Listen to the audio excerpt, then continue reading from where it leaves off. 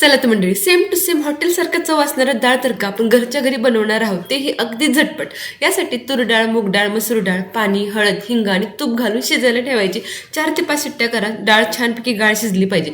तोपर्यंत इकडे जिरा राईस करून घेऊयात. तेल तुपाची खमंग फोडणी घालायची. काही खडे मसाले, जिरे आणि तमालपत्र घालून छानपैकी फोडणी करून घ्यायची. फोडणीमध्येच मीठ घाला, यामुळे जिरा राईसला खूप छान चव येते. पाणी उकळलं की कोलम तांदूळ घालून छानपैकी जिरा राईस शिजायला ठेवा.